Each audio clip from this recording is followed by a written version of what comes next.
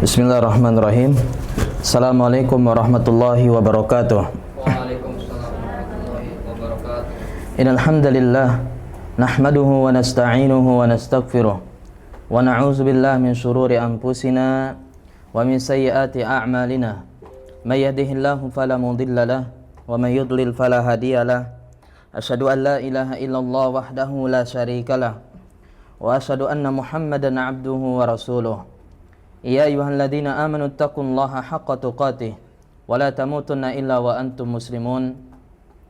Ya ayyuhan nasu taqu rabbakumul ladzi khalaqakum min nafsin wahidah wa khalaqa minha zawjaha wa basa minhuma rijalan katsiran wa nisaa'a wattaqullaha alladzi tasaaluna bihi wal arham innallaha kana 'alaikum raqiba. Ya ayyuhalladzina amanu taqullaha wa qulu qawlan sadida yuslih lakum a'malakum wa yaghfir lakum dzunubakum wa may yuti'illaha wa rasulahu faqad faza fawzan 'azima. Amma ba'du fa inna asdaqal hadits kitabullah wa khairal hadi hadi Muhammadin sallallahu alaihi wasallam wa sharral umuri muhdatsatuha fa inna kulla muhdatsatin fid dini bid'ah wa kulla bid'atin dhalalah wa kulla dhalalatin finnar. Para ummahat dan para akhwat dan para hadirin yang semoga dimuliakan oleh Allah Subhanahu wa taala. Alhamdulillah, kita bersyukur kepada Allah Subhanahu wa taala yang telah memberikan begitu banyak nikmat dan karunia kepada kita semua. Nikmat Islam, nikmat iman, nikmat sunnah, nikmat sehat, nikmat waktu, nikmat kita dijaga dari berbagai macam musibah dan malapetaka. Kemudian nikmat pada pagi hari ini Allah Subhanahu wa taala ya kembali mempertemukan kita kembali ya di majlis ilmu ini di dari taman-taman surga Allah Subhanahu wa taala. Mudah-mudahan Allah Subhanahu wa taala menerima ya ibadah kita yang mulia ini dan dicatat ya sebagai amal soleh yang akan memberatkan timbangan amal kita di akhirat kelak. Amin ya rabbal alamin. Kemudian salat beserta salam semoga tercurahkan kepada Nabi kita yang mulia Nabi Muhammad sallallahu alaihi wasallam, kepada keluarganya, para sahabatnya dan juga kepada umatnya yang setia dengan petunjuk dan sunnah beliau sampai dengan hari kiamat kelak ya. Amin ya rabbal alamin.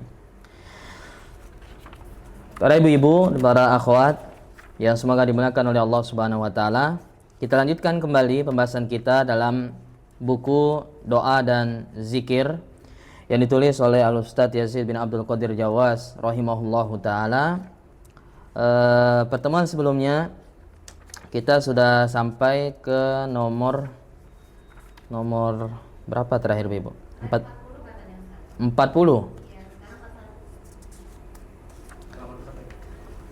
Beda halaman biasa.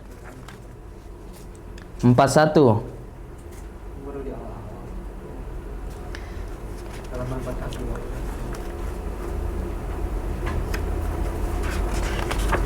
Kalau mau di review ulang di 37 juga nggak apa-apa Ustaz. 37. 6. Kita murojaah dari 37. Di antara manfaat doa dan zikir yang ke-37, bahwasanya zikir adalah pangkal landasan jalan manusia dan kecintaan ilahi yang ditebarkan, maka itu siapa saja yang dibukakan jalan untuk berzikir berarti telah dibukakan baginya jalan menuju kepada Allah Subhanahu wa taala. Nah, jadi zikir ini landasan jalan manusia ya menuju kepada Allah Subhanahu wa taala. Maka siapa yang dimudahkan oleh Allah Subhanahu wa taala untuk berzikir, maka dia telah dibukakan ya jalan menuju kepada Allah Subhanahu wa taala ya. Nah, kemudian yang ke-38, di dalam hati ada sebuah celah yang sama sekali tidak bisa disumbat kecuali dengan zikir. Apabila zikir adalah semboyan hati, di mana hati inilah yang asalnya berzikir, kemudian lisan mengikutinya, maka zikir demikianlah yang bisa menutupi celah tadi. Sehingga manusia jadi kaya bukan karena harta, terpandang bukan karena keturunan, dan ia disegani bukan karena kekuasaan. Namun jika lalai berzikir kepada Allah Azza wa Jal, maka keadaannya menjadi sebaliknya. Ia miskin sekalipun hartanya banyak, ya ia hina ya sekalipun memegang kekuasaan, dan tidak dipandang sekalipun keluarganya yang mapannya. Nah, jadi zikir ya yang ke-38 ini ya bisa menutup celah, ya celah di dalam hati kita, ya tidak bisa ditutup celah tersebut ya kecuali dengan berzikir kepada Allah Subhanahu wa taala, ya. Kemudian yang ke-39, zikir dapat menghimpun segala yang bercerai-berai dan mencerai-beraikan segala yang terhimpun. Jadi zikir dapat mengumpulkan ya apa saja yang sudah tercerai-berai, dan sebaliknya bisa mencerai-beraikan ya segala yang sudah terhimpun, ya berkumpul. Juga mendekatkan yang jauh dan menjauhkan yang dekat. Apa yang tercerai pada hati hamba dapat dihimpun, ya seperti kehendak dan hasrat pribadinya. Siksaan yang paling pedih ialah jika apa yang ada dalam hati itu bercerai-berai. Hatinya hidup serta merasakan kenikmatan apabila kehendak dan hasrat hatinya telah terhimpun menjadi satu. Ya, zikir mencerai-beraikan kesedihan, kemaksiatan dan pasukan syaitan sehingga semuanya jatuh berguguran. Nah, ini contoh mencerai-beraikan. Ya, zikir itu mencerai-beraikan sesuatu yang sudah berkumpul, ya bersatu, yaitu misalnya syaitan ya dan pasukannya, ya mereka sudah bersatu ya untuk menggoda manusia. Maka dengan adanya zikir ini maka dicerai-beraikan ya segala godaan syaitan tersebut, ya. Kemudian zikir juga mengingatkan kepada akhirat dan menjauhkan dari mengingat dunia. Nah, ini maksudnya zikir mendekatkan yang jauh dan menjauhkan yang dekat. Ya, mendekatkan yang jauh yaitu dengan kita zikir mengingatkan kita kepada akhirat, yang akhirat ini jauh, ya masih perjalanan yang sangat jauh-jauh sekali. Maka dengan kita berzikir maka ini akan membuat kita ingat kepada akhirat tersebut, ya. Kemudian sebaliknya dengan kita berzikir ya menjauhkan yang dekat, yaitu apa? Dunia kita. Ya, dengan kita banyak berzikir maka kita akan jauh dari sibuk dengan urusan dunia yang sangat-sangat dekat dengan diri kita, ya. Nah, kemudian yang ke-40, zikir menggugah hati dari keadaan yang selalu tidur dan membangunkannya dari suatu keadaan yang selalu mengantuk. Ya, jika hati selalu tidur dan mengantuk, maka ia kehilangan sekian banyak keuntungan, yang berarti ia akan mengalami kerugian. Ya, jadi zikir itu ibarat ya orang yang tidak tidur, ya tidak banyak tidur. Ya, sedangkan orang yang tidak berzikir ya ibaratnya seperti orang yang tidur, ya dan selalu mengantuk, ya sehingga dia luput dari banyak kebaikan. Ya, luput dari banyak manfaat, ya maslahat, ya. Jika hamba tersadar dan menyadari apa yang lolos dari tangannya selama tidur tersebut, maka niscaya dia merasa sangat menyesal. Ya, ketika dia sadar, dia bangun dari tidurnya, baru kemudian dia ya menyesali ya atas kelalaiannya, ya dari berzikir kepada Allah Subhanahu wa taala. Lalu dia pun berusaha menghidupkan sisa umurnya dan mencari apa yang lolos dari tangannya tersebut, ya. Maka dia di sisa waktu dari umur yang telah Allah berikan, maka dia manfaatkan ya untuk mengejar ya kekurangan ataupun yang telah luput dari hidupnya, ya. Maka dia isi akhir hidupnya dengan banyak-banyak berzikir kepada Allah Subhanahu wa taala. Tidak ada yang bisa membangkitkannya dari keadaan demikian kecuali zikir. Ya, tidak ada yang bisa membangkitkan dia ya dari kelalaiannya ya kecuali dengan berzikir kepada Allah Subhanahu wa taala. Sungguh kelalaian ibarat tidur yang nyenyak. Ya, jadi kelalaian itu ibarat ya tidur yang nyenyak ya. Kemudian yang ke-41, zikir yang intinya tauhid merupakan sebatang pohon yang dapat membuahkan pengetahuan dan keadaan yang dituju oleh orang-orang yang berjalan menuju kepada Allah Subhanahu wa taala.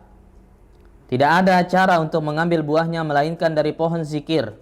Jika pohon itu semakin besar dan akarnya kian kokoh, maka ia akan banyak menghasilkan buah.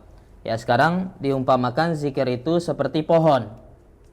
Ya, sebatang pohon yang ya bisa membuahkan ya pengetahuan. Ya, pengetahuan dan keadaan yang dituju oleh orang yang berjalan menuju Allah Subhanahu wa taala. Ya, semakin dia banyak berzikir, ya, ibaratnya pohon itu akan semakin besar. Ya, dan pohon kalau semakin besar maka buahnya akan semakin banyak. Ya, pohon semakin besar maka buahnya akan semakin banyak. Begitu juga dengan orang yang ya semakin banyak berzikir ya kepada Allah Subhanahu wa taala, maka semakin banyak juga hasil atau manfaat ya yang akan dia dapatkan. Waalaikumsalam. Kemudian yang ke-42, orang yang berzikir atau mengingat Allah Azza wa Jalla senantiasa merasa dekat dengannya dan Allah seakan-akan selalu bersamanya. Ya, jadi orang yang ya senang berzikir, ya maka dia merasa dekat dengan Allah. Ya, bahkan Allah itu seakan-akan selalu bersama dia. Kebersamaan ini bersifat khusus. Jadi kebersamaan, jadi dia merasa bersama dengan Allah ini ya kebersamaan yang sifatnya khusus dan bukan kebersamaan yang bersifat pengetahuan Allah atau kebersamaan yang sifatnya umum. Makanya nanti di footnote, ya di footnote itu ada pembagian kebersamaan Allah dengan hambanya. Itu ada dua. Ya, kebersamaan hamba dengan Allah dengan hambanya ini ada dua. Ada yang kebersamaan khusus, ma'iyah khusus, dan ma'iyah umum. Ya, ada lihat di footnote ya, di catatan kaki ya. Nah, apa itu kebersamaan yang khusus? Yaitu kebersamaan Allah dengan makhluknya yang tidak ada yang tahu tentang kaifiat bagaimananya kecuali Allah Subhanahu wa ta'ala seperti sifat-sifatnya. Dan ma'iyah ini bermakna bahwa Allah Azza wa Jalla meliputi hambanya yang dicintai, menolongnya, memberikannya taufik, menjaganya dari kebinasaan dan yang lainnya. Nah, ini yang kebersamaan yang sifatnya khusus. Hanya diberikan kepada hambanya yang khusus, yang dekat dengan Allah, yang rajin berzikir, mengingat Allah Subhanahu wa ta'ala. Ya, maka hamba tersebut ya akan dicintai oleh Allah, akan ditolong oleh Allah, diberikan taufik, kemudahan, ya, kemudian dijaga oleh Allah Subhanahu wa ta'ala dari ya kebinasaan, ya, dari keburukan, ya, perkara-perkara yang bisa membawanya kepada ya kemurkaan Allah Subhanahu wa ta'ala. Adapun yang kedua, ma'iyah umum, kebersamaan yang umum, yaitu kebersamaan Allah Azza wa Jalla dengan makhluk, ya, di mana Allah mengetahui keadaan hamba-hambanya. Ya, ini yang kebersamaan yang khusus. Ya, yang mana Allah mengetahui, membersamai hambanya dari sisi ilmunya. Ilmu Allah itu apa? Meliputi semuanya. Ya, tidak ada yang luput dari ilmu Allah. Ya, semua makhluk yang Dia ciptakan. Ya, manusia, jin, atau bahkan makhluk-makhluk yang benda mati, ya, tidak bernyawa, itu juga diketahui oleh Allah Subhanahu wa ta'ala. Ya, seperti misalnya di dalam Al-Qur'an disebutkan, ya, di dalam surah Allah mengetahui wa indahu mafatihul ghaibi Dalam surah Al-An'am ayat 59. Wa indahu mafatihul ghaibi la ya'lamuha illahu. Dan di sisinya ya kunci-kunci perkara ghaib. Ya kunci semua yang ghaib itu ada di sisi Allah, tidak ada mengetahuinya selain Dia. Wa ya'lamu ma fil barri wal bahar. Dan Allah mengetahui yang ada di daratan dan di lautan. Wa ma tasqutu min waraqatin illa ya'lamuha. Ya, dan apa saja daun apa saja yang jatuh, ya, illa ya'lamuha, melainkan Allah mengetahuinya. Ya, bayangkan ya, daun yang jatuh, yang berguguran itu, ya, dari sekian juta pohon, ya, sekian juta pohon yang ada di dunia ini, ya, ketika dia berguguran, Allah tahu, ya, bergugurannya kapan, tanggal berapa, hari apa, jam berapa, menit ke berapa, detik ke berapa, Allah mengetahuinya dengan pasti, ya. Wala habbatin fi zulumatil ard. Begitu juga dengan biji-bijian yang tumbuh. Biji-bijian yang tumbuh, benih-benih di kegelapan malam yang sangat gelap. Allah tahu itu sedang tumbuh ya sekian sentimeter naiknya. Allah tahu. Ya, enggak ada yang luput dari Allah Subhanahu wa taala. Wala yabisin wala ratbin wala yabisin ya illa fi kitabim mubin. Tidak juga yang basah, yang kering, semuanya ya telah ya tertulis ya di dalam kitab yang nyata, yaitu Lauhul Mahfuz. Semuanya sudah tulis oleh Allah Subhanahu wa taala, ya. Maka ini namanya kebersamaan yang sifatnya umum. Akan tapi kalau kebersamaan yang sifatnya khusus, ini diberikan kepada hamba-hambanya yang khusus saja, ya, kepada orang-orang yang dekat dengan Allah, yang berzikir kepada Allah, ya, maka dia akan mencintainya, menolongnya, ya, dan menjaganya, ya, memudahkan segala urusannya, ya. Nah, sedangkan kalau yang kebersamaan secara umum, maka kepada semua makhluk yang beriman ataupun yang kafir, ya, semuanya masuk dalam kebersamaan yang sifatnya umum. Kemudian Allah Subhanahu wa taala berfirman, ya, berkaitan dengan kebersamaan Allah ini bersama makhluknya. Allah berfirman dalam surah An-Nahl 128, "Innallaha ma'al ladzina taqaw wal ladzina hum muhsinun." Sesungguhnya Allah itu bersama dengan orang yang bertakwa, ya, dan yang berbuat kebaikan. Ini kebersamaan yang khusus. Ya, ayat ini menjelaskan tentang kebersamaan yang khusus. Allah itu bersama dengan orang-orang yang bertakwa, ya, akan mencintai orang yang bertakwa, mencintai orang yang berbuat baik, menolong mereka, memudahkan urusan mereka, ya, dan menjaga mereka dari kebinasaan. Begitu juga firman Allah Subhanahu wa taala Al-Baqarah ayat 249, "Wallahu ma'as sabirin." Dan Allah bersama dengan orang-orang yang sabar. Ini juga kebersamaan yang sifatnya khusus. Kemudian yang berikutnya Al-Ankabut ayat 69, "Walladzina jahadu fina lanahdiyannahum subulana wa innallaha lama'al muhsinin." Dan orang-orang yang bersungguh-sungguh mencari keridhaan kami, mencari keridhaan Allah, lanahdiyannahum subulana, maka pasti ya akan kami tunjukkan kepada mereka jalan-jalan kami. Ya, jadi janji Allah, orang-orang yang bersungguh-sungguh ya mencari kebenaran, ya, mencari petunjuk, maka pasti akan Allah akan tunjuki dia kalau dia sungguh-sungguh. Allah akan arahkan dia kepada kebenaran. Ya, seperti misalnya ya yang terkenal sahabat Al-Farisi, siapa itu? Salman, ya. Salman Al-Farisi. Ya, yang mana ya kalau kita baca biografinya luar biasa, ya.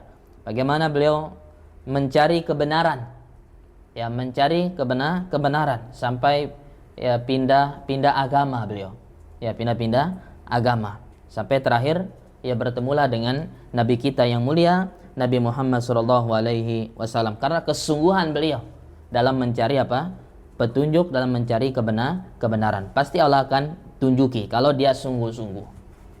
Wa innallaha lama'al muhsinin.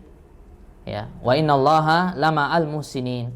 Dan sungguhnya Allah itu bersama dengan orang-orang yang muhsin, yang berbuat kebaikan. Nah, ini juga kebersamaan yang khusus. Kemudian Allah juga berfirman dalam surah At-Taubah ayat 40, la tahzan innallaha ma'ana. Jangan engkau bersedih. Ya, jangan engkau bersedih. Ini perkataan Nabi kepada Abu Bakar. Ya, ketika berada di atau sembunyi di gua ya. Sementara orang kafir Quraisy itu sudah ada di atas batu itu ya. Ya, tapi Nabi berkata kepada Abu Bakar, menenangkan Abu Bakar, jangan takut. Tidak usah khawatir, Allah pasti akan menolong kita. Enggak mungkin ya Allah akan ya menyia-nyiakan kita. Kita adalah orang-orang yang berjuang, memperjuangkan agamanya. Maka enggak mungkin Allah akan menyia-nyiakan kita. Pasti Allah akan tolong. Kata Nabi kepada Abu Bakar, la tahzan innallaha ma'ana. Jangan kau bersedih, sungguhnya Allah bersama kita. Ya, Allah melihat, mengetahui apa yang keadaan kita sekarang ini, sedang susah, sedang genting. Ya, dan betul ya Allah selamatkan Nabi dan sahabatnya yang mulia Abu Bakar radhiyallahu anhu. Ini kebersamaan yang khusus juga ya. Karena kebersamaan inilah orang-orang yang melakukan zikir mendapatkan bagian yang melimpah. Ya. Sebagaimana disebutkan dalam hadis qudsi, innallaha azza wa jalla yaqul ana ma'a 'abdi idza huwa zakarani wa taharrakat bi syafatahu. Nah, kata Allah Subhanahu wa taala dalam hadis qudsi, sungguhnya Allah berfirman, aku, kata Allah, bersama hambaku selagi dia mengingatku. Ya. Jadi Allah akan bersama hambanya selagi hambanya itu mengingat Allah. Ya, maka ya ketika kita genting, kita susah, ya ingat kepada Allah. Ya, bahkan tidak hanya ketika genting ya. Ketika senang pun kita juga harus ingat Allah. Ya, bahkan lebih harus ya kita ingat Allah di saat kita senang. Ya, sehingga ketika kita susah, ya Allah akan ingat kepada kita. Ya, jangan kita hanya ingat kepada Allah kalau ketika susah saja. Baru kita ingat kepada Allah Subhanahu wa taala. Ya. Ini ya sama seperti keadaan orang-orang musyrik jadinya. Yang mana mereka ingat kepada Allah ketika genting saja. Ya, sebagaimana disebutkan ya di dalam Al-Qur'an, apabila mereka ya faidza raqibu fil fulki lam surah Ar-Rum ya ayat ke-65, lihat orang-orang musyrik itu faidza raqibu fil fulki da'u Allah mukhlishina lahuddin. Orang musyrik itu kalau mereka ya mereka naik kapal, mereka berdoa kepada Allah dengan penuh rasa pengabdian, keikhlasan kepada Allah. Ikhlas. Kalau mereka sedang berada di lautan ini, mereka berdoa seikhlas-ikhlasnya. Nggak ada itu patungnya, nggak diingat sudah. Ya. Lata, Uzza, semuanya nggak ada di kepalanya, hanya ada Allah saja.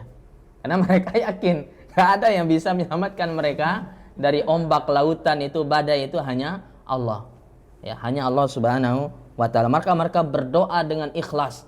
Ya, mintanya hanya kepada Allah saja. Falamma najahum, tapi lihat, ya, ketika sudah sampai diselamatkan oleh Allah Subhanahu wa taala, ya di lautan itu, ya, diselamatkan mereka ke daratan, idahum yusyrikun. Mereka balik ya syirik lagi, minta lagi ke patungnya. Nah, ini ketika genting saja baru ingat Allah Subhanahu wa taala. Maka kita jangan ya ingat Allah itu hanya di saat susah saja ya. Ingat kepada Allah di saat senang maupun susah.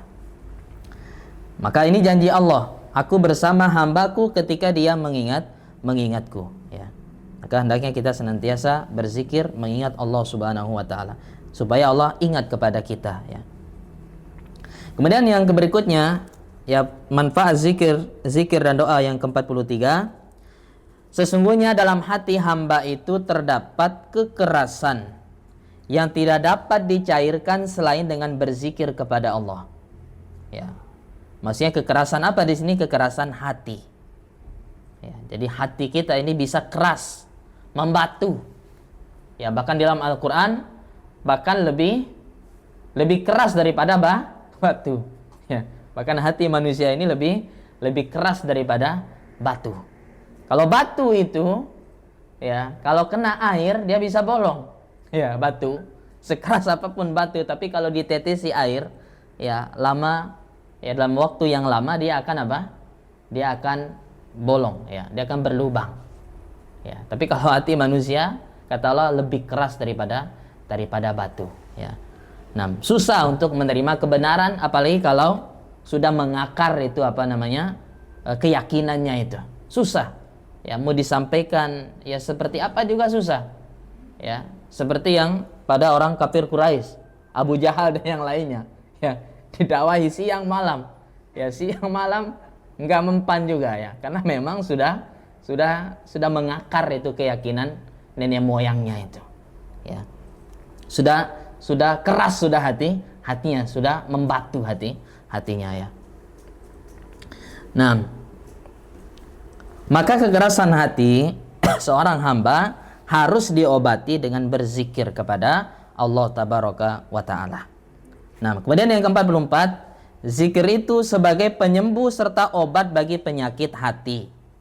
Ya, jadi zikir ini bisa menyembuhkan ya segala penyakit hati. Ya, hasadnya, irinya, sombongnya, ya, angku, ujub, ya, bangga kepada dirinya, ya, dan yang lain-lain dari penyakit hati. Ini semua bisa disembuhkan dengan apa? Kita berzikir yang mengingat Allah Subhanahu wa Ta'ala. Ya, tentunya zikir yang diresapi tentunya ya, yang dia pahami. Ya, tidak hanya ya seperti kebanyakan orang ya, zikir keras-keras tapi nggak paham maksudnya. Ya, zikir rame-rame tapi nggak paham maksudnya. Ya, hanya terbawa saja ya sampai menangis. Ya, karena terbawa suasana gitu ya. Akhirnya menangis ya. Nah, bukan karena takut kepada Allah, bukan ya. Bukan karena mereka menangis, bukan karena takut kepada Allah, karena terbawa suasana saja. Nah, hati yang sakit hanya bisa disembuhkan dengan zikir kepada Allah. Ya, hati yang sakit ini tidak bisa disembuhkan kecuali dengan berzikir kepada Allah. Imam Makhul ya rahimahullah pernah mengemukakan ya, apa kata beliau, mengingat Allah, berzikir itu merupakan kesembuhan. Sedangkan mengingat manusia ya merupakan penyakit. Ini bagus ini perkataannya ya. Jadi ingat kepada Allah ini apa? Sumber kesembuhan. Sementara kalau kita ingat kepada manusia, ya ini sumber apa?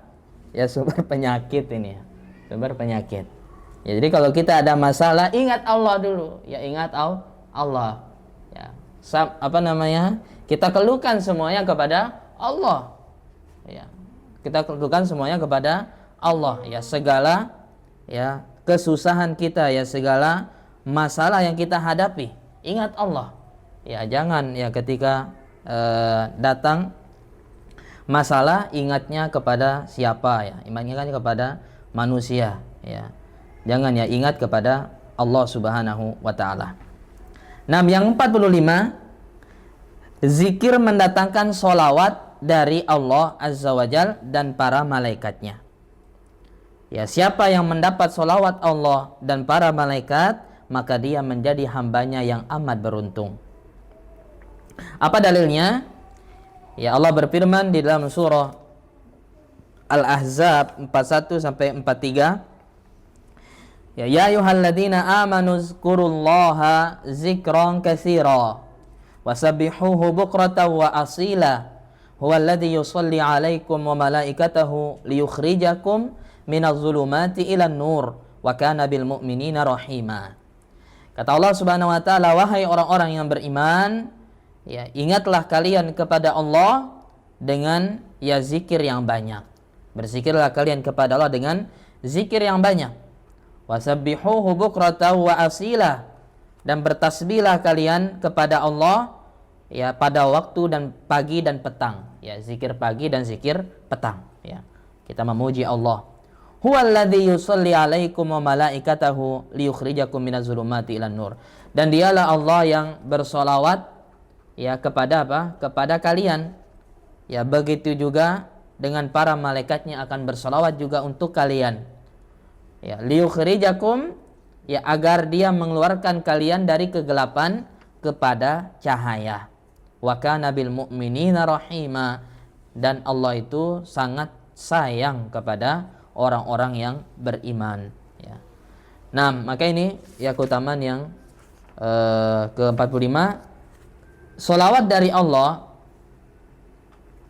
Azza wa Jalla dan para malaikat ini menjadi sebab atau faktor yang bermanfaat untuk mengeluarkan mereka dari kegelapan yang kelam menuju cahaya yang terang. Ya, jadi dengan sholawat dari Allah dan para malaikat ini akan menyelamatkan mereka, ya, dari kesesatan, ya, dan mereka akan dibawa kepada, ya, jalan yang benar, ya, jalan Allah Subhanahu wa taala. Dan makna sholawat dari Allah itu, kata para ulama, maksudnya adalah pujian. Ya, Allah memuji hambanya. Itu makna sholawat Allah kepada hamba. Sedangkan sholawat malaikat kepada hamba maknanya adalah doa. Ya, maksudnya malaikat itu mendoakan, ya, kebaikan, mendoakan ampunan, mendoakan rahmat kepada hambanya, ya. Ini makna sholawat, ya, Allah dan sholawat para malaikat. Nah, kemudian yang ke-46, ya, manfaat doa dan zikir. Zikir kepada Allah Subhanahu wa taala bisa memudahkan kesulitan dan meringankan beban yang berat, ya. Jadi kesulitan apa saja, ya, seberat apapun itu, sebesar apapun kesulitan atau seberat apapun beban yang kita hadapi, masalah yang kita hadapi, itu akan menjadi ringan, ya, menjadi mudah, ya, ketika kita berzikir kepada Allah Subhanahu wa taala. Ya, maka tidak ada yang berat bagi orang yang beriman. Tidak ada yang berat bagi orang yang betul-betul beriman, berzikir kepada Allah Subhanahu wa taala. Kesulitan ini menjadi mudah ketika hamba mau berzikir, ya, dengan menyebut nama-nama Allah Tabaraka wa taala dan sifat-sifatnya yang tinggi sesuai dengan syariat. Maka yang berat dan yang sulit pun menjadi ringan dan mudah, ya. Ini manfaat zikir, ya, bisa memudahkan dan meringankan, ya, kesulitan ataupun masalah yang kita hadapi. Kemudian yang ke-47, zikir kepada Allah Tabaraka wa taala bisa menyingkirkan segala ketakutan dalam hati hamba, ya, hingga mendatangkan rasa aman di dalam hatinya. Ya, tidak ada yang lebih bermanfaat bagi orang yang takut kecuali dengan berzikir, maka akan hilanglah ketakutan itu. Ya, ini manfaat yang ke-47. Jadi bisa menghilangkan ketakutan dalam hati hamba. Baik itu takut, ya, kepada kepada manusia, ya, atau takut kepada jin, kepada syaitan. Ya, dengan dia banyak berzikir kepada Allah, maka akan dihilangkan ini was-was ini, ya, rasa takut ini. Ya, karena sebagian, ya, kita kadang takut, ya. Dia misalnya berdakwah, dia takut berdakwah, ya, dia takut menyampaikan kebenaran, ya, atau dia takut mengajarkan sunnah misalnya, ya, menjelaskan, karena apa? Takut kepada manusia, ya, takut dicela, takut dibully, takut bahkan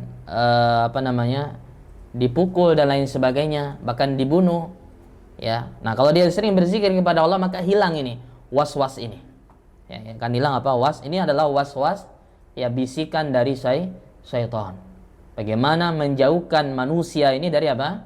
Dari Allah Subhanahu wa taala, ya. Nah, atau dia diancam oleh manusia misalnya, nggak takut, ya, lalu dia diancam oleh manusia, ya, akan diginikan dan seterusnya, keluarganya akan diginikan, ya. Kalau dia berzikir kepada Allah, maka, ya, hilang ini rasa takut ini. Kemudian yang ke-48, zikir kepada Allah tabaraka wa taala akan memberikan kekuatan bagi pelakunya. Yang berzikir sehingga seakan-akan dengan zikir itu dia mampu menyelesaikan tiap pekerjaan yang amat berat untuk diselesaikan tanpa pernah disangka-sangkanya. Ya, jadi orang yang banyak berzikir kepada Allah akan diberikan kekuatan. Ya, kekuatan lebih oleh Allah Subhanahu wa taala. Ya. Bahkan ya pekerjaan seberat apapun itu. Ya, seberat apapun ya. Kalau dia rajin berzikir kepada Allah, Allah akan berikan dia kekuatan. Ya. Yang mana ya pekerjaan yang amat berat itu diselesaikan tanpa pernah disangka-sangkanya.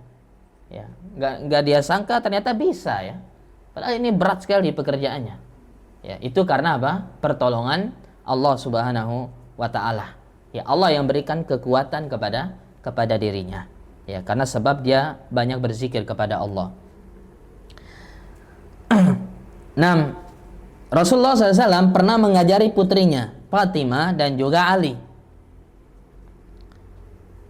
Ali bin Abi Thalib radhiyallahu anhuma agar mereka bertasbih sebanyak 33 kali pada malam tatkala hendak tidur, juga bertahmid 33 kali dan bertakbir sebanyak 34 kali. Tatkala Fatimah radhiyallahu anhuma meminta seorang pelayan kepada beliau sallallahu alaihi wasallam, yakni untuk membantu pekerjaannya yang dirasa berat. Nah, jadi kisahnya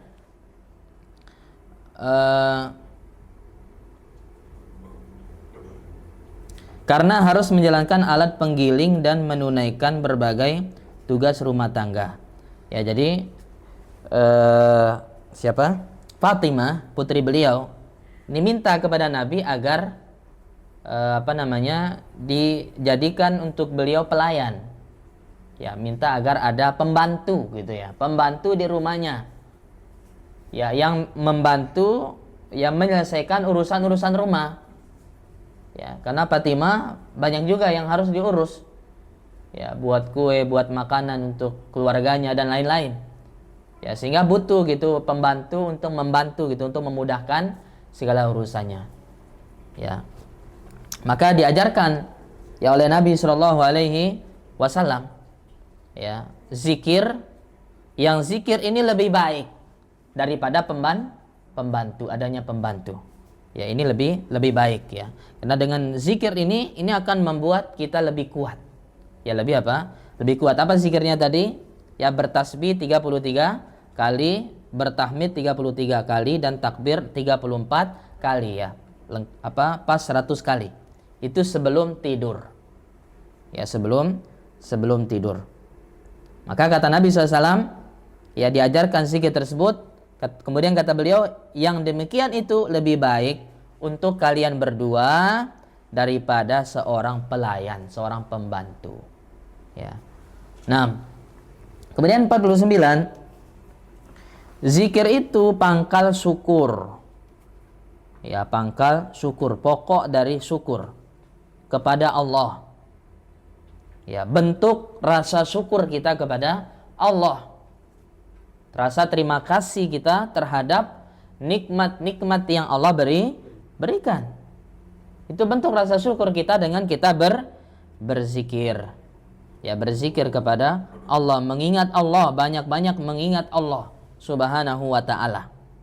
Maka orang yang tidak berzikir ialah orang yang tidak bersyukur kepada Allah Subhanahu wa ta'ala. Ya. Jadi orang yang tidak berzikir ataupun tidak mau beribadah ya kepada Allah Subhanahu wa ta'ala, ya, maka dia hakikatnya tidak bersyukur kepada Allah Subhanahu wa ta'ala. Makanya Allah Subhanahu wa ta'ala mengatakan, innal ladzina yastakbiruna an ibadati. Ya, innal ladzina sungguhnya orang-orang yang menyombongkan diri dari beribadah kepadaku, ya, maka Allah akan masukkan dia ke dalam neraka jahanam. Zikir dan syukur adalah paduan kebahagiaan serta kejayaan. Ya, zikir dan syukur adalah ya paduan kebahagiaan serta kejayaan. Jadi siapa yang ingin kebahagiaan dan kejayaan ya di dunia ini, maka hendaknya dia berzikir dan bersyukur kepada Allah Subhanahu wa taala. Allah Azza wa Jalla menghimpun antara zikir dan syukur dalam firman-Nya. Ya, apa firman Allah? Fazkuruni azkurkum washkuruli wala takfurun. Maka ingatlah kepadaku, ya berzikirlah kepadaku, maka aku pun ya akan mengingat kalian. Ya, ingatlah kalian kepadaku, maka aku pun akan mengingat kalian.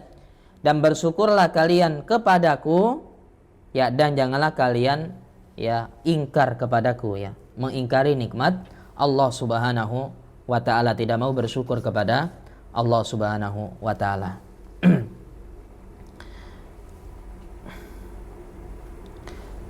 Nah, maka ini yang ke-49. Jadi syukur ini atau ibadah secara umum ya, ini bentuk ya kita bersyukur kepada Allah Subhanahu wa taala. Makanya Nabi SAW ketika dilihat oleh Aisyah radhiyallahu anha, yang mana Nabi sholat malamnya sangat lama. Ya, Aisyah radhiyallahu anha memperhatikan bagaimana sholat Nabi yang sangat panjang sekali. Ya, sholat malamnya. Ya, sholat, bahkan beliau sebenarnya yang pernah dikisahkan oleh Ibnu Abbas dan yang lainnya yang pernah sholat bersama beliau SAW, bahwasanya Nabi itu sholatnya sangat panjang. Ya, bahkan di rakaat pertama ya beliau baca surah Al-Baqarah. Ya, maka sahabat ini husnuzon ya. Kayaknya habis Al-Baqarah ruku sudah. Ternyata Nabi lanjut ke surat An-Nisa, bukan ke Ali Imran. Maka ini menunjukkan boleh ya, kalau kita ngaji itu atau sholat itu nggak berurutan suratnya, nggak masalah. Maka Nabi pindah ke surat An-Nisa. Ya, mana dia menyangka oh kayaknya habis An-Nisa ini ruku sudah Nabi ini. Ternyata selesai surat An-Nisa, lanjut lagi ke Ali Imran. Allahu Akbar. Ya, lanjut lagi ke surat Ali Imran, 3 surat. Bayangkan 3, itu baru 1 rakaat. Makanya sahabat ini sempat ya terbesit di hatinya untuk kabur. Untuk kabur keluar dari sholat bersama Nabi karena nggak kuat. Kakinya sudah nggak kuat berdiri. Ya, lamanya sholat Nabi Shallallahu Alaihi Wasallam, sampai terbesit kata dia sahabat ini, saya mau keluar, saya mau putuskan sholat. Ya, karena gak kuat sudah ya kaki ini. Apalagi Nabi bacaannya tenang kalau Nabi ngaji. Ya, pelan-pelan lagi. Ya, belum lagi beliau kalau baca ayat rahmat minta rahmat. Ya, kemudian melewati ayat surga minta surga. Melewati ayat neraka berlindung dari neraka. Ya, membaca ayat-ayat tentang kisah umat-umat yang mendapatkan azab, Nabi minta perlindungan ya dari azab tersebut ya. Ya, sangat panjang sholatnya Nabi SAW. Maka Aisyah radhiyallahu anha ya sampai-sampai melihat kaki Nabi itu bengkak ya, pecah-pecah kakinya ya, karena saking lamanya berdiri sampai bengkak ya, sampai pecah-pecah kakinya.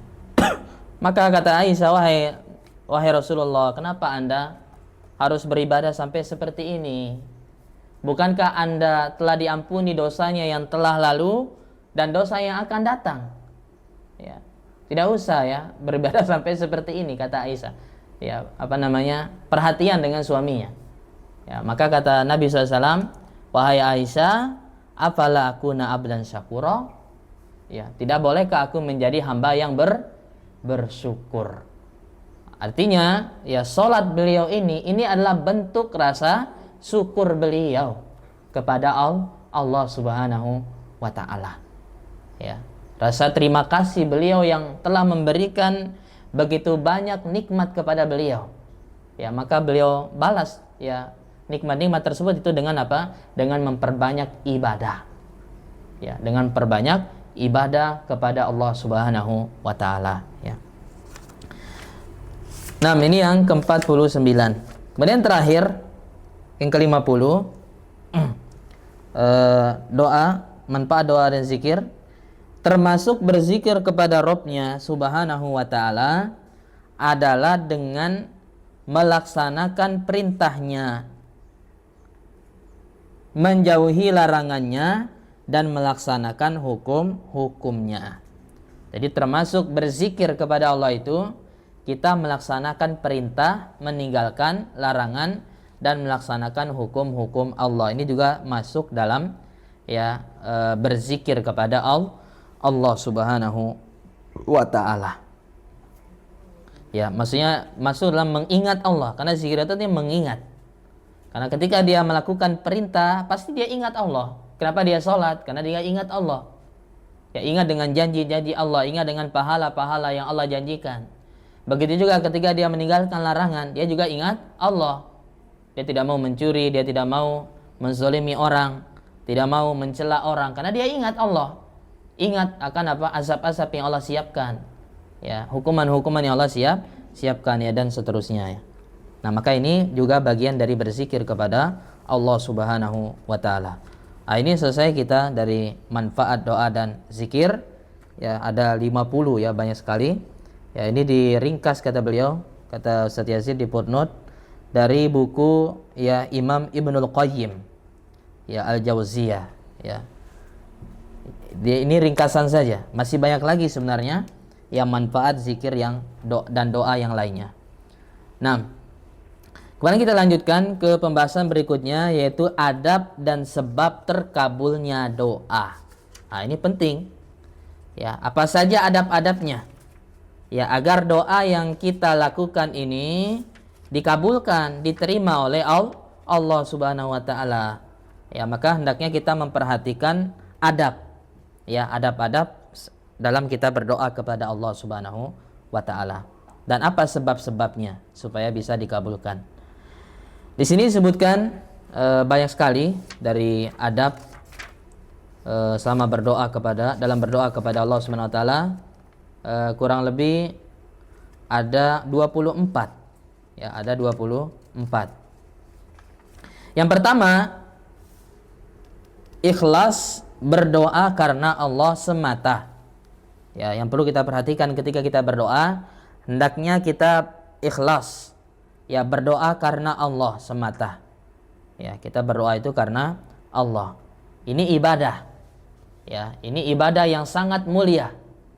Maka nggak boleh ya kita berdoa itu karena manusia. Ya, kita berdoa karena manusia. Karena ingin dilihat manusia, ingin riya. Ya, dan seterusnya. Kemudian yang kedua, mengawali berdoa dengan pujian dan juga sanjungan kepada Allah Subhanahu wa taala. Ya, misalnya kita ucapkan alhamdulillah. Alhamdulillahirabbil alamin ya. Dan seterusnya ya, dari pujian-pujian kepada Allah. Lalu diikuti dengan sholawat. Ya, alhamdulillah wassalatu wassalamu ala rasulillah. Misalnya itu paling singkat ya. Alhamdulillah wassalatu wassalamu ala rasulillah. Ya. Wala alihi washabbihi misalnya. Ya. Wasallam ya. Nah, baru kemudian dia meminta kepada Allah. Ya, jadi memuji Allah dulu, kemudian sholawat, baru kemudian dia berdoa, minta ya hajat-hajatnya. Kemudian diakhiri dengan cara yang sama. Dan ketika kita menutup doa juga ya ditutup dengan pujian dan sholawat kepada Nabi Shallallahu Alaihi Wasallam. Kemudian adab yang ketiga, bersungguh-sungguh di dalam berdoa serta yakin bahwasanya setiap permohonan yang dipanjatkan seorang hamba pastilah dikabulkan oleh Allah Tabaraka wa taala, baik sekarang ketika di dunia ataupun kelak ya ketika berada di akhirat ya. Jadi harus yakin, sungguh-sungguh dalam berdoa ya, sungguh-sungguh. Gak boleh sampai dia ada dalam hatinya, ini doanya kayaknya gak dikabulkan ya, dia berprasangka buruk ya, karena hal ini dia buruk kepada Allah ya, Allah tidak akan mengabulkan doanya. Ini su'uzzon kepada Allah, dan ini tidak termasuk adab ya kepada Allah Maka hendaknya kita husnuzon, berbaik sangka, doa yang kita panjatkan itu akan dikabulkan. Makanya Nabi SAW mengatakan, ya, atau Allah SWT berfirman dalam hadis qudsi, ana in inda zonni abdi bi. Ya, kata Allah Subhanahu wa taala dalam hadis qudsi, Allah berfirman, aku itu sesuai dengan persangkaan hambaku. Sesuai. Kalau hambaku husnuzon, baik sangka kepadaku, aku akan menerima ibadahnya, aku akan menolongnya, ya, aku akan memudahkan urusannya. Maka insya Allah sesuai dengan ya sangkaannya itu, Allah akan kabulkan.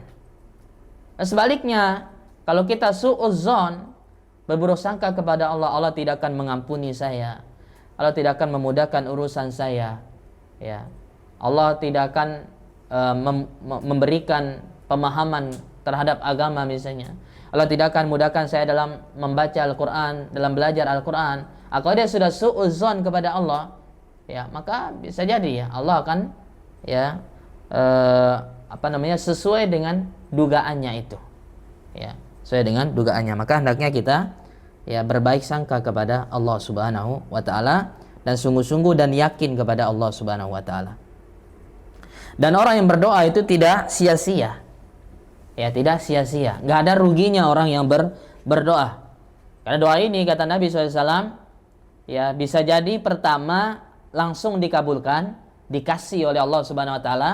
Apa yang dia minta di dunia ini dikasih langsung. Dia minta apa langsung dikasih, ya. Ya, dia minta harta, dia minta pasangan misalnya, ya, atau dia minta ya dari hajat-hajatnya, ya, Allah akan kabulkan, ya.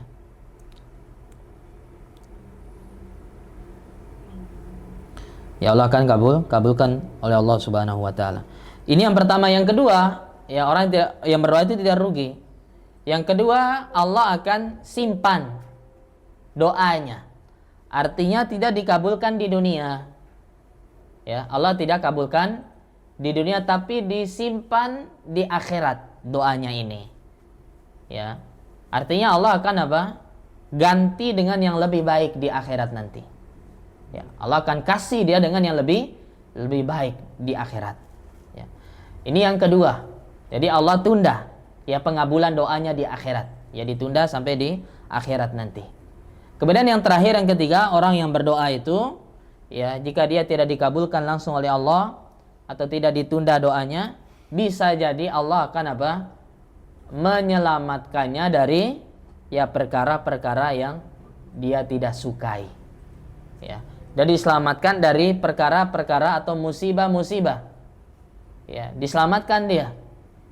Yang awalnya dia hampir celaka, ya. Hampir celaka, tapi berkat doa yang sering dia panjatkan kepada Allah, akhirnya dia selamat dari musibah tersebut.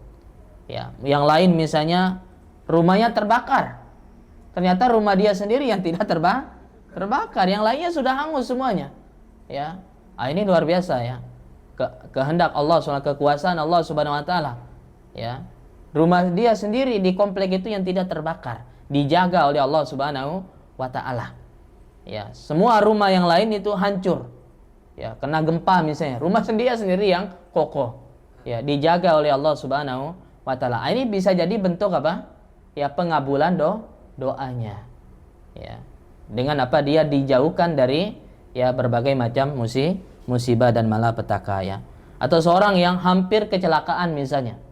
Ya, hampir dia keserempet truk, keserempet puso, ya, dan yang lain-lainnya, hampir, ya, berapa senti lagi kena. Ya. Tapi apa? Karena dia banyak berdoa kepada Allah, selamatkan. Ya, tidak jadi kecelakaan, diselamatkan oleh Allah Subhanahu wa taala. Nah, ini bisa jadi, ya. Jadi doa yang kita minta kepada Allah tidak ada ruginya. Ya, tidak usah sih kita menyesal gitu, nggak boleh, ya, menyesal. Ya, pasti Allah akan balas, ya. Nah, kemudian yang berikutnya, yang ketiga, yang keempat, ya, yang keempat, mendesak dengan sikap penuh tawadu. Ya, mendesak dengan sikap penuh tawadu atau kerendahan hati tatkala berdoa serta tidak terburu-buru dalam memohonkannya. Ya. Jadi mendesak, ya, artinya kita memelas. Ya, mendesak di sini harusnya memelas. Artinya dia sungguh-sungguh dalam berdoa, memelas, ya betul-betul dia minta. Ya seperti orang yang ya minta kepada manusia, ya. Orang yang enggak punya uang. Ya, dia betul-betul memelas kepada apa? Ya, orang yang dimintanya itu kepada orang kaya misalnya, betul-betul memelas. Lihat seperti misalnya pengemis di jalan, ya, memelas sekali. Ya, sehingga kita kasihan kepada dia, ya. Begitu juga ketika minta kepada Allah. Ya, kita memelas kepada Allah Subhanahu wa taala dengan penuh tawadu, kerendahan hati kita. Kita tundukkan ya hati kita kepada Allah Subhanahu wa taala. Ya, serta tidak terburu-buru. Ya, tidak terburu-buru ya ingin dikabulkan doanya. Ini juga nggak boleh. Ya, jangan terburu-buru. Ya, dia pingin doanya langsung dikabulkan. Ini nggak boleh. Ya, dia bersabar hendaknya. Ya, hendaknya dia bersabar. Ya, tidak boleh terburu-buru dalam berdoa. Ya, sehingga kalau dia tidak dikabulkan dia putus asa. Allah berarti nggak kabulkan doa saya. Allah begini. Akhirnya dia buruk sangka kepada Allah Subhanahu wa taala. Ini adab yang keempat. Kemudian yang kelima, menghadirkan hati tatkala memanjatkan doa atau permohonan. Ya, jadi hati kita juga hadir. Ya, hati kita juga hadir, konsentrasi dalam berdoa. Ya, jangan dia berdoa pikirannya kemana-mana. Ya, ini minta apa tapi di ininya beda, ya. Di hatinya beda, dengan yang di lisannya beda. Ya, beda. Karena ternyata kemana-mana ini pikirannya, ya. Doanya A, ya yang di hatinya B atau bahkan Z misalnya, ya, jauh. Ya, gimana mau dikabulkan oleh Allah Subhanahu wa taala? Maka harus fokus. Ya, harus fokus, ya. Betul-betul kita menghayati apa yang kita minta ini. Ya, doa kita, ya. Jangan sampai ya pikiran kemana-mana ketika berdoa, ya. Kemudian yang keenam, memanjatkan doa baik pada waktu dalam keadaan lapang maupun ketika susah. Ya, jadi berdoa ya baik ketika kita senang ataupun ketika kita susah, ya. Jangan hanya ketika susah saja kita baru berdoa, kita mengingat Allah Subhanahu wa taala, ya. Setiap keadaan kita minta kepada Allah Subhanahu wa taala. Ya, khususnya di waktu-waktu mustajab. Ya, kita banyak minta berdoa kepada Allah. Nah, kemudian yang berikutnya, yang ketujuh, tidak boleh kita berdoa ataupun memohon sesuatu kecuali kepada Allah semata. Ya, ini tauhid. Ya, jangan sampai kita minta kepada selain Allah. Ya, atau seperti yang dilakukan oleh sebagian kaum muslimin. Ya, berdoa kepada penghuni kubur misalnya. Ya, minta kepada penghuni kubur.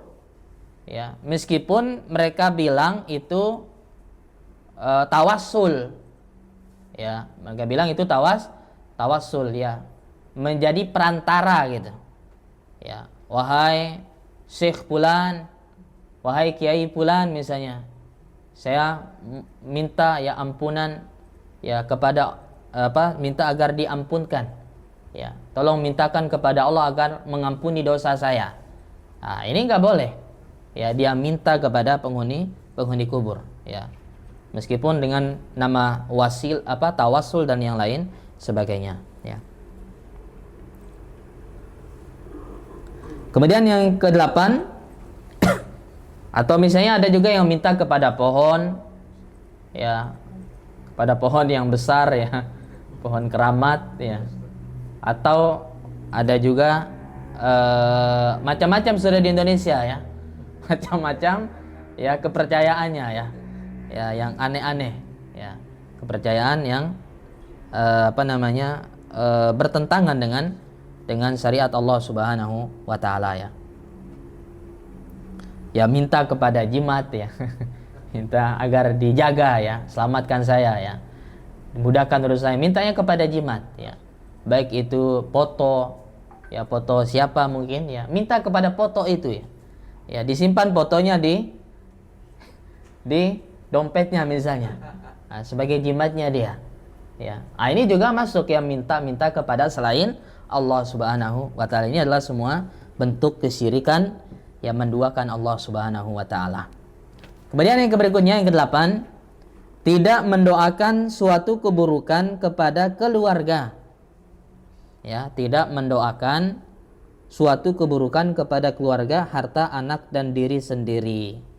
Jadi tidak boleh kita berdoa ya, berdoa dengan doa keburukan kepada keluarga ataupun harta ataupun anak ataupun diri sendiri. Enggak boleh. Ya, mendoakan kebinasaan gitu. Ya, mendoakan kebinasaan kepada orang ya.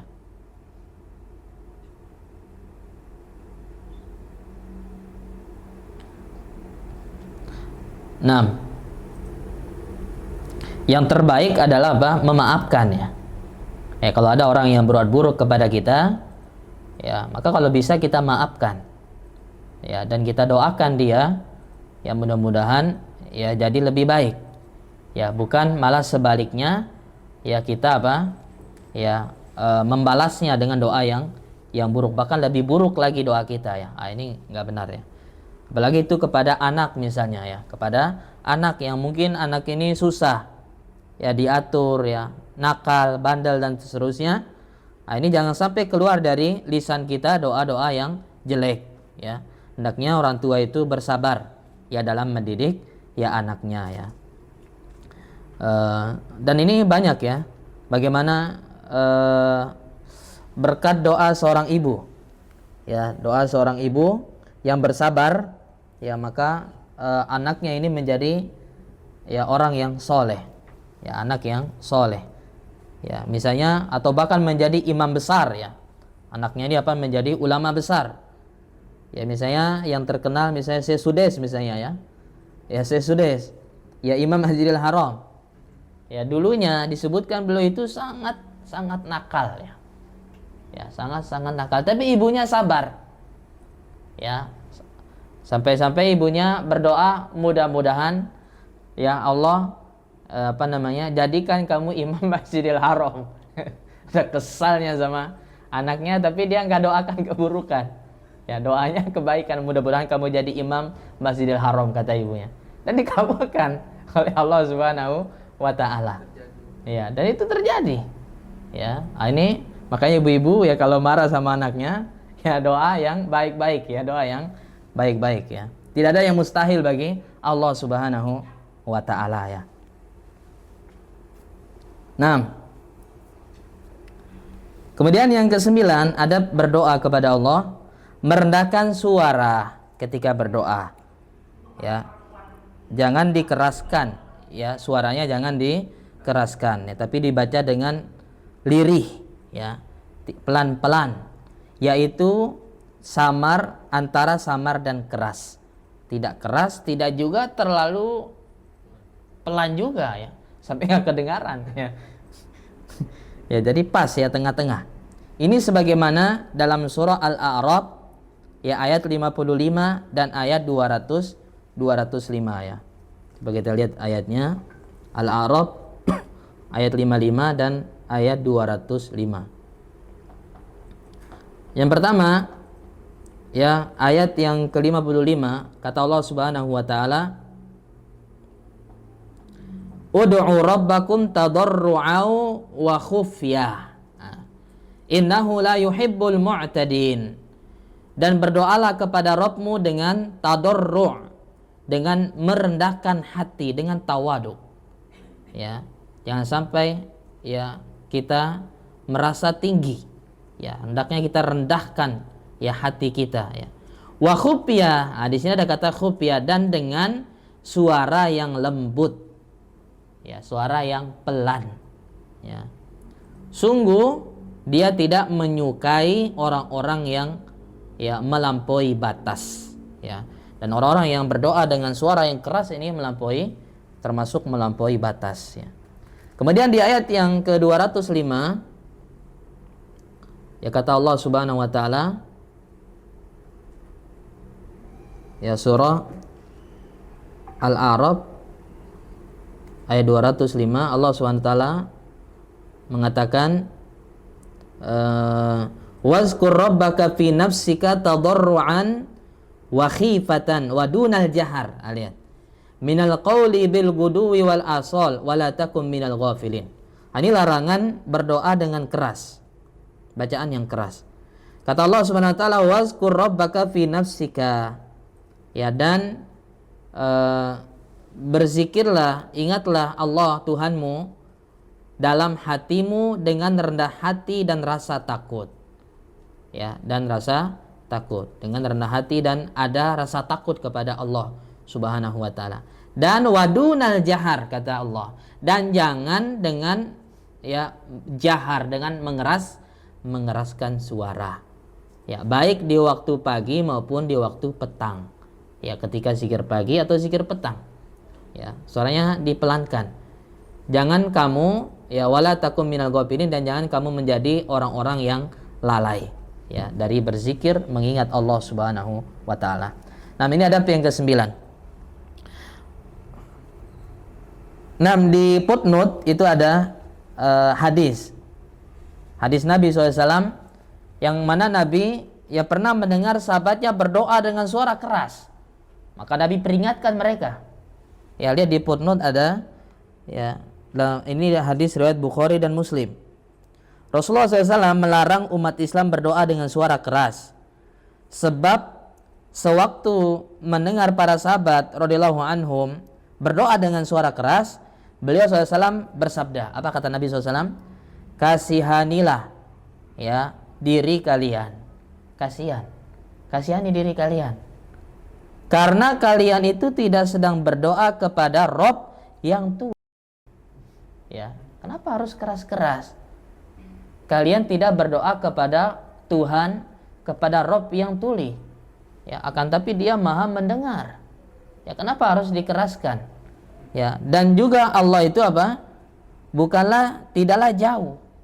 Bukan tuli dan tidak juga jauh. Allah itu dekat, ngapain harus dikeraskan? Ya, Allah itu dekat dengan hambanya. Ya, Allah itu dekat. Ya, meskipun Allah berada di tempat yang jauh, tapi Allah sangat dekat dengan hambanya, mendengar ya dan mengabulkan doa-doa mereka. Kemudian melainkan kalian sedang berdoa kepada Rob yang Maha mendengar dan Maha dekat ya. Ya, karena apa? Karena kalian itu berdoa kepada Allah yang Maha mendengar lagi Maha dekat, maka enggak perlu dikeraskan, kata Nabi Shallallahu Alaihi Wasallam. Manfaat merendahkan suara, kemudian dikatakan di footnote di sini, manfaat merendahkan suara tatkala berzikir sangat banyak, di antaranya. Ya, kenapa kita dianjurkan untuk ya tidak mengeraskan suara ketika berzikir? Ya, di antaranya manfaatnya menunjukkan keikhlasan. Ya, ini lebih dekat dengan keikhlasan. Ya, beda kalau kita keraskan, ya nanti kita ada riya di situ. Ya, ingin didengar zikir kita supaya orang tahu ya kita sedang berzikir. Ini berarti bisa mengurangi keikhlasan. Tapi kalau pelan ya bahkan hanya dia yang tahu ya. Dia dengan Allah Subhanahu wa taala saja ya. Kemudian yang kedua, lebih mulia dalam adab ya, lebih mulia dalam adab serta mengagungkan Allah Subhanahu wa taala. Lebih mengagungkan Allah ketika dia berzikir dengan pelan. Ya, lebih memuliakan Allah Subhanahu wa taala. Ya. Dan lebih dapat khusyuk. Ya, ketika dia pelan itu lebih mendekat kepada apa? Khusyuk. Ya, kekhusyuan daripada apa? Kalau keras-keras kita enggak fokus dalam berdoa. Ya, atau dalam berzikir kalau suaranya keras-keras. Enggak bisa kita menghayati, gimana suaranya keras sekali. Gimana kita mau meresapi zikir ya yang kita baca itu kalau ya suara ribut. Ya, gimana kita mau meresapi. Ya, makanya Nabi suruh kita untuk pelan-pelan supaya kita bisa meresapi ya setiap apa bacaan yang kita baca itu. Ya. Dan khusyuk dalam berdoa ya, dalam berzikir inilah ruhnya. Ya, ruhnya doa ini. Ya, serta memperlihatkan bahwa kita dekat kepada Allah Subhanahu wa taala. Ini diantara manfaatnya zikir dengan tidak dikeraskan ya. Nah, kemudian yang ke-10, adab ketika berdoa, mengakui dosa yang pernah diperbuat, kemudian memohon ampunan atasnya, serta mengakui segala nikmat yang telah diterima dan juga bersyukur kepada Allah Azza wa Jalla atas segala nikmat tersebut ya. Nah, jadi yang ke-10, mengakui dosa. Jadi kalau kita berbuat dosa, maka di saat kita berdoa, kita akui itu kesalahan kita ya. Kemudian kita menyesali sudah berbuat dosa itu dan kita minta ampun kepada Allah Subhanahu wa taala. Ya, kita minta ampun kepada Allah Subhanahu wa taala. Nah, begitu juga nikmat-nikmat yang sudah Allah berikan, yang sudah kita terima, kita akui. Ini semuanya adalah nikmat Allah Subhanahu wa ta'ala, bukan karena kepintaran saya, bukan karena kehebatan saya, bukan. Ya, Allah kasih kita harta yang banyak, ya, dan seterusnya. Ini bukan karena kepintaran saya, bukan karena kehebatan saya. Ini adalah karunia, ya, Allah Subhanahu wa ta'ala. Kalau Allah nggak kasih, nggak bisa. Mau sehebat apapun saya, sepintar apapun saya, kalau Allah nggak berkehendak kasih, nggak bisa. Ya, maka ini adalah ya nikmat dari Allah Subhanahu wa ta'ala. Jadi akui ya nikmat yang dia terima itu ya. Dia syukuri kepada Allah Subhanahu wa taala. Kemudian yang ke-11, ya ada berdoa yang ke-11, tidak perlu kita membebani diri dengan membuat sajak dalam berdoa. Ini ya tidak perlu dibuat-buat ya. Ya huruf terakhirnya sama misalnya, enggak perlu. Ya tidak perlu. Ya, tidak perlu. Ya dibuat-buat doanya supaya terlihat indah gitu doanya ya. Ya sajaknya sama, huruf terakhirnya sama. Ya ini tidak perlu ya. Ya. Nah, kemudian yang ke-12, tadarru', merendahkan diri, khusyuk, rokbah, berharap untuk dikabulkan, dan rohbah, takut tidak dikabulkan. Nah, ini harus ada juga ketika kita berdoa. Kita rendahkan diri, kemudian kita khusyuk, tenang, kemudian rokbah. Ya, ada rokbah itu harapan dikabulkan doa, harus yakin. Kemudian yang berikutnya rohbah, takut tidak dikabulkan doa kita oleh Allah Subhanahu wa taala. Jika berdoa yang demikian sebagaimana disebutkan dalam surah Al-Anbiya ayat 90 ya. Nanti bisa dilihat ya. Kemudian yang ke-13, mengembalikan hak orang lain yang dizalimi disertai dengan taubat. Ya, mengembalikan hak orang. Ya, kalau kita mengambil ya hak orang, barang orang, ya, maka kita kembalikan. Ya, kita kembalikan ya. Atau kita merendahkan kehormatan manusia, maka kita minta maaf dan kita taubat kepada Allah Subhanahu wa taala ya. Baru kemudian doanya akan dikabulkan ya. Kalau dia masih ya tidak mengembalikan hak orang, bisa jadi ini penghalang dia diterima doanya oleh Allah Subhanahu wa taala. Kemudian yang ke-14, memanjatkan doa 3 kali. Jadi diulangi. Ya. Ya Allah, misalnya Allahumma inni as'alukal huda wat tuqa wal afafa wal ghina. Ulang lagi. Allahumma inni as'alukal huda wat tuqa wal afafa wal ghina. Ulang lagi. Allahumma inni as'aluka al huda wat tuqa wal afafa wal ghina. Sampai 3 kali. Itu sunnah. Ya, diulangi sampai 3 kali.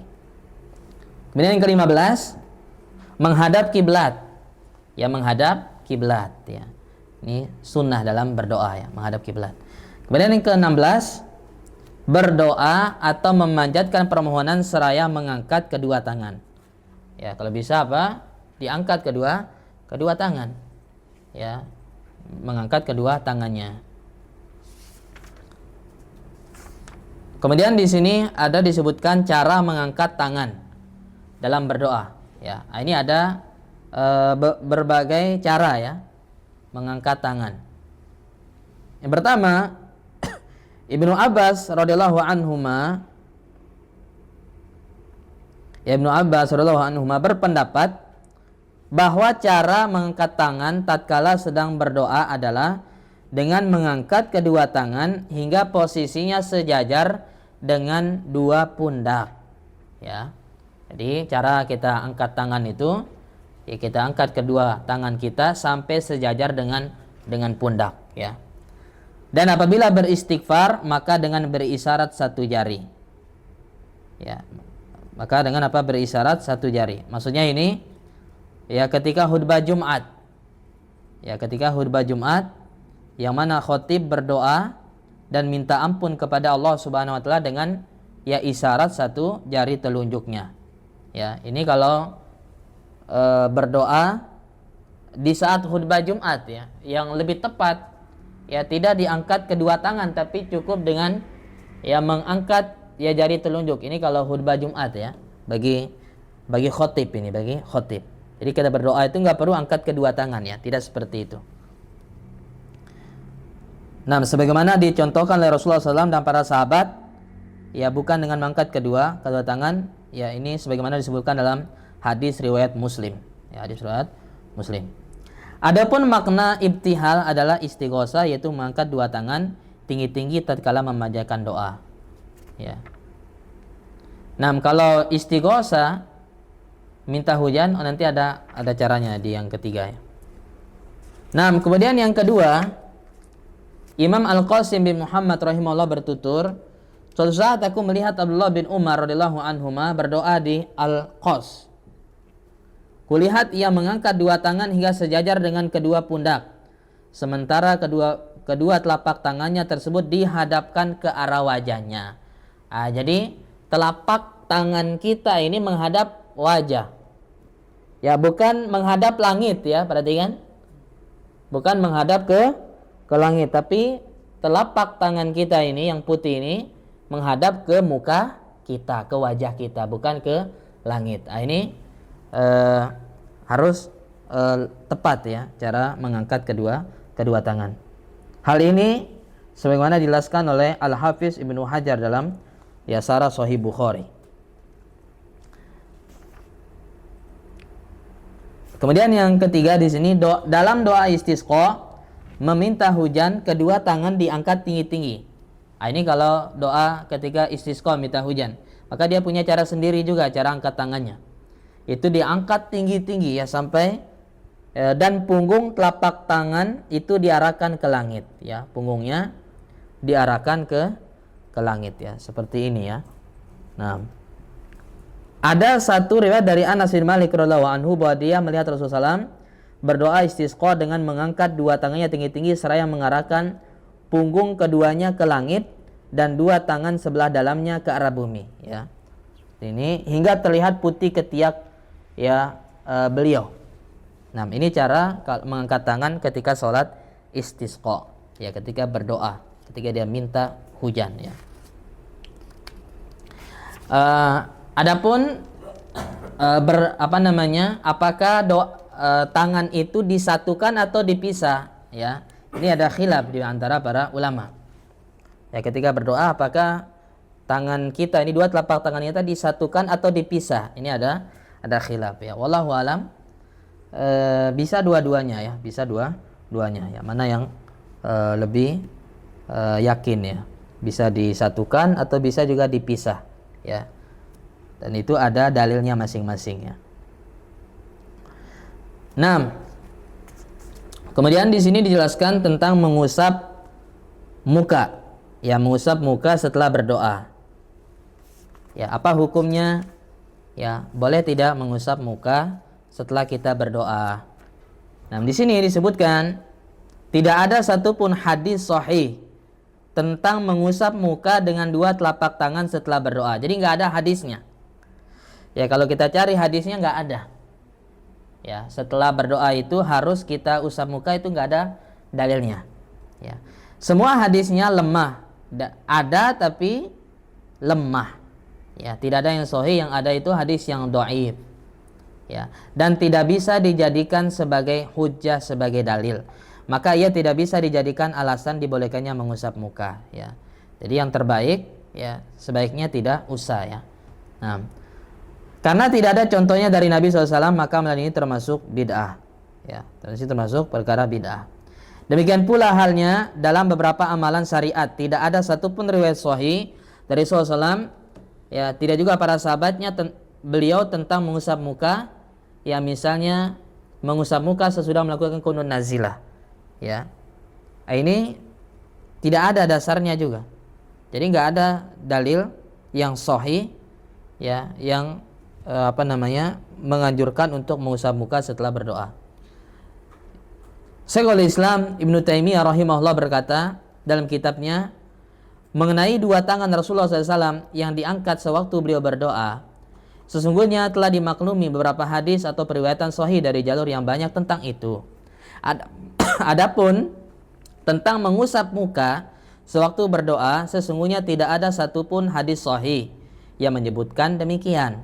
Memang didapati satu atau dua hadis yang dapat dikatakan memiliki keterkaitan dengan hal ini, tetapi ia tidak dapat dijadikan hujjah, ya, sebagai argumentasi atau dalil syariat. Jadi kurang kuat, ya, dalilnya tidak kuat, ya. Nah, kemudian Imam Al-Aiz bin Abdissalam rahimahullah mengatakan tidak ada yang melakukannya mengusap muka dengan dua tangan seusai menjadikan doa atau permohonan, kecuali, ya, kata beliau, orang-orang yang bodoh, ya, orang-orang yang jahil, gitu, ya, ya, tidak paham agama, ya. Kemudian Imam Nawawi, apa kata Imam Nawawi rahimahullah dalam kitabnya, ya, Al-Azkar, ya, kata Imam Nawawi, tidak ada sunnahnya mengusap muka sesudah berdoa. Ini kata Imam Nawawi, ya, rahimahullah, tidak ada sunnahnya mengusap muka sesudah berdoa. Nah, ini dia berkaitan dengan hukum mengusap muka, ya. Masih ada waktu. Kemudian yang ke-17, ya, adab kita berdoa kepada Allah Subhanahu wa taala. Yang ke-17, apabila memungkinkan, hendaknya berwudu terlebih dahulu sebelum memanjatkan doa kepada Allah Azza wa Jalla. Ya, apabila memungkinkan, hendaknya berwudu terlebih dahulu sebelum memanjatkan doa. Ya, jadi kita bersuci dulu. Ya, jadi karena doa ini ibadah.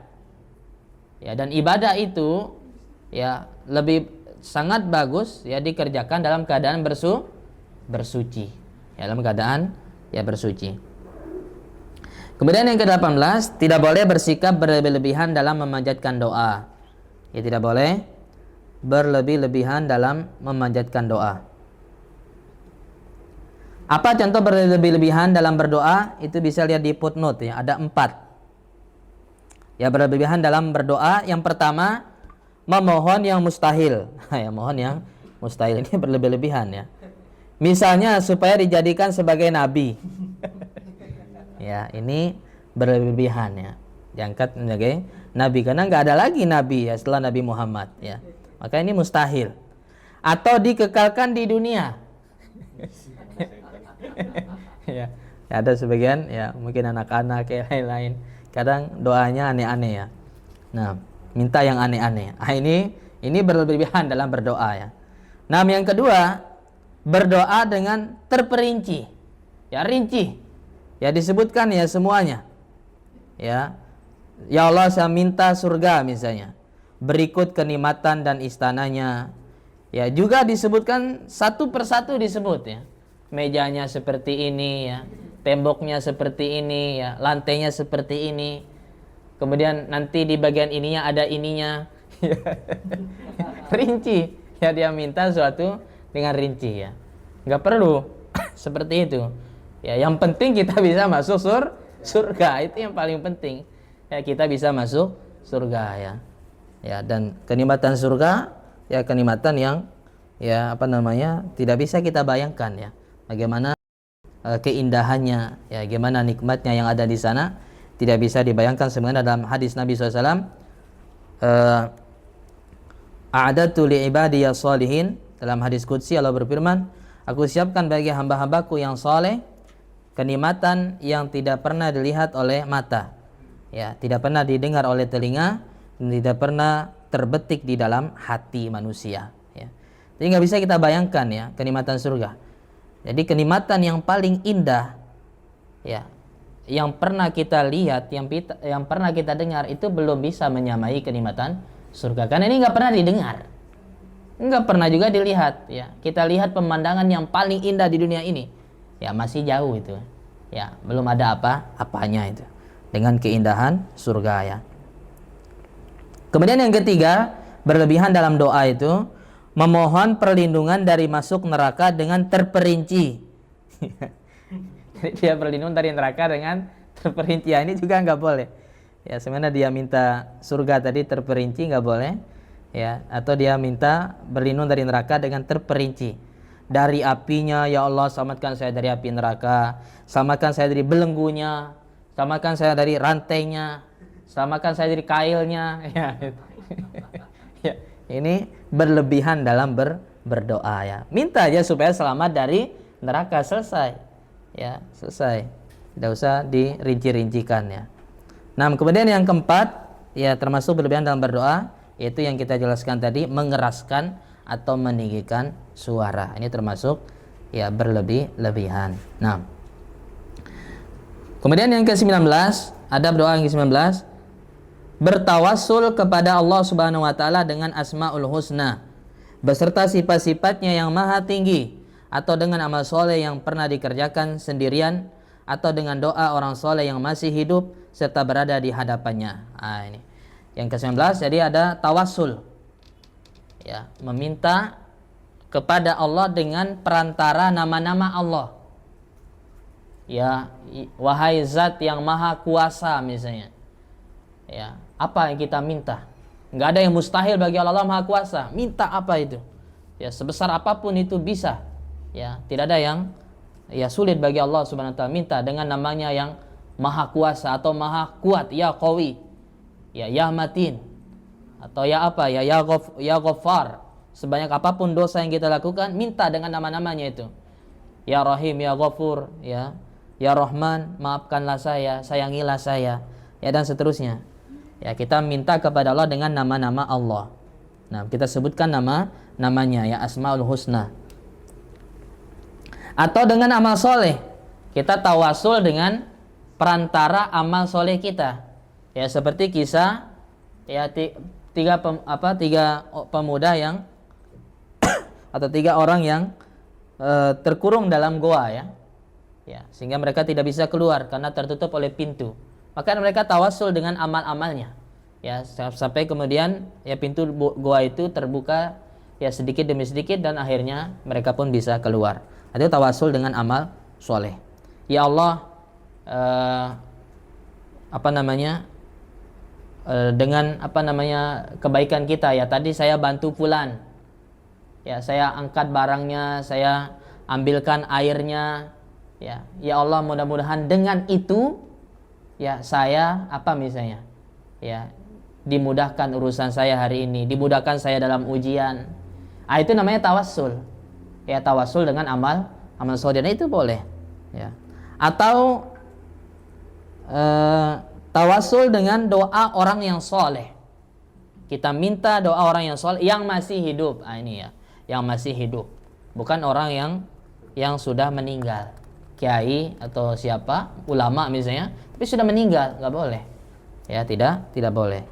Kalau masih hidup, ya boleh. Ya, dan berada di hadapannya, langsung kita minta di depannya dia. Wahai Syekh, wahai Ustadz, tolong doakan saya ya supaya dimudahkan urusannya, diluaskan rezekinya dan seterusnya ya. Diberikan anak yang soleh dan solihah ya dan seterusnya. Itu bisa kita minta kepada orang yang soleh tersebut. Kemudian yang ke-20, adab dalam berdoa, makanan dan minuman yang dikonsumsi serta pakaian yang dikenakan orang muslim harus berasal dari usaha yang halal ya. Karena makanan dan minuman yang haram ya atau sesuatu yang haram yang kita gunakan itu bisa menjadi sebab terhalangnya diterimanya doa. Kemudian yang ke-21 ya, tidak memanjatkan doa untuk suatu dosa atau yang ditunjukkan untuk memutus silaturahim.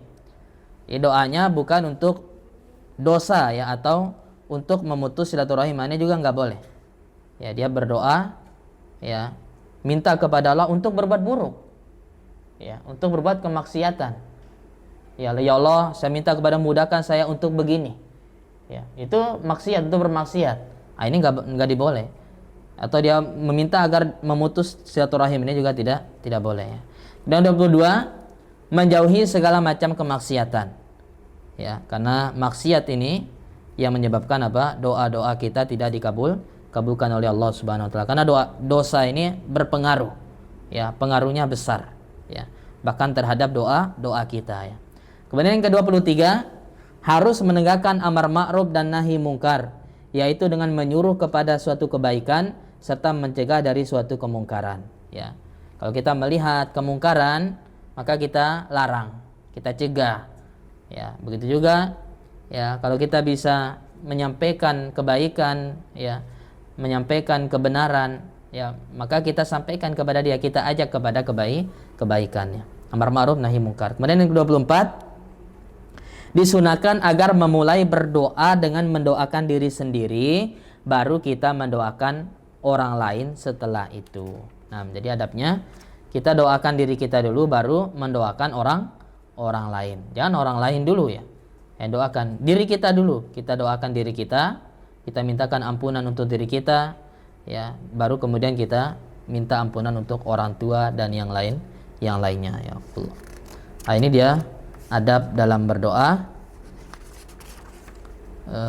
Insyaallah kita akan lanjutkan di pertemuan berikutnya ya. Ini sudah mau 11:30. Nah, demikian ibu-ibu yang bisa kita ambil pada kesempatan ya pagi yang mulia ini ya, siang hari ini. Mudah-mudahan Allah Subhanahu wa taala memberikan balasan yang terbaik bagi kita semua ya. Mudah-mudahan Allah Subhanahu wa taala ya membalas kita dengan surganya di akhirat kelak. Amin ya rabbal alamin. Dan mudah-mudahan Allah Subhanahu wa taala juga memberikan kemudahan dalam segala urusan kita ya, diberikan keistiqomahan dalam kita menuntut ilmu syar'i ya, sampai ya menghadap Allah Subhanahu wa taala. Demikianlah kita tutup dengan baca doa kafaratul majlis. Subhanakallahumma wa bihamdika asyhadu an la ilaha illa anta astaghfiruka wa atubu ilaik. Wa sallallahu ala nabiyina Muhammad wa ala alihi washabihi wasallam. Wa akhiru da'wana alhamdulillahi rabbil alamin. Wassalamualaikum warahmatullahi wabarakatuh.